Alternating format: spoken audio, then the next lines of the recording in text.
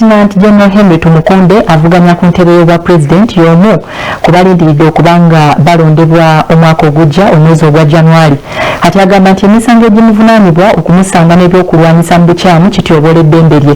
Okwogera ebyo abadde mu kooti wali ku City Hall era omulamuzi n'ateekawo ennaku z'omwezi nga 21 omwezi ogwa January omwaka ogujja okubanga agenda kuwulira okusaba kwe.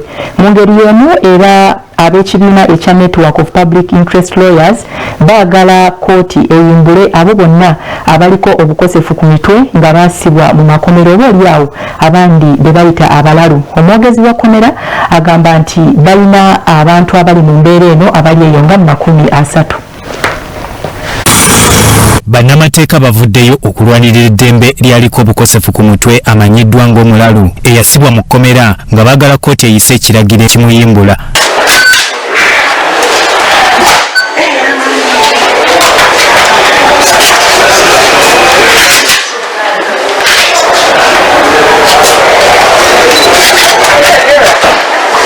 Bano beegattira mu kibiina ekya Network of Public Interest Lawyers nga bakulembeddwamu Chandia Emmanuel ne Godwin Toko abagamba nti okunoonyereza kwe bakoze kulaga nga bangi bali mu makomera naddala eruzira ng'embeera yaabwe mbi. Our research, we've been working along with Justice Defenders, an organization here in Uganda that deals a lot with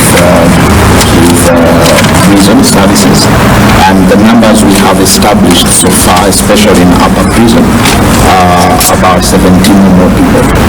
And of course, there are other prisons, especially Kadu is not in upper prison, Kadu is in Maxon Bay, and so there could be others. There are also, I think, women, also in the women wing in New Zealand. There could be others in the other courts, other prisons across the country. What we haven't exactly established is the actual number. Chandia agamba nti abantu abaliko obukosefu ku mitwe kisoboka okubazza mu bitundu gye babeeranga ne bawangala n'abantu baabwe. Grants orders for the immediate and unconditional release of such persons from the prisons so that they are able to be integrated immediately with their communities. Ate ye munnamateeka Godwin Toko alaze ekyandikoleddwa nga si kyakusiba abantu bano mu makomera wabula okubajjanjaba. Tugamba nti abantu ng'abo kooti eno bata in the worst case scenario bagende butabika bafune obujjanjabi. Frank Baine omwogezi w'ekitongole ky'amakomera ategeezezza nti kitoofu balina abasibe abalina obukosefu ku mitwe 30 era tebasobola kubayimbula nga kooti tekiragidde. Batagana n'okuba nti bayimbulwa kooti yabasindika era yesalawo. Oluusi bwe bagenda mu kooti era abalamuzi nibo ne balijjako ne bagamba nti bakuume minisita lwanasalirawo kyekyo okubakolera balina okufuluma. Naye ekyo balina obuzibu mu makomera nga mukimanyi nti abantu abalwadde b'emitwe babeerako bye bakola ebyandisaanye kuba nti bali bokka oba balina abantu baabwe bennyini. Baine era agamba nti bafuna okusomesebwa ku ngeri gye bakuumamu abasibe bali mu mbeera eno nga basinga baagala nnyo okulwana. Mulimu abaagala okulwana, mulimu abaagala okwetuusako n'obulabe bokka na bokka, ate n'ekirala waliwo abaagala okutuusa bannaabwe era obulabe.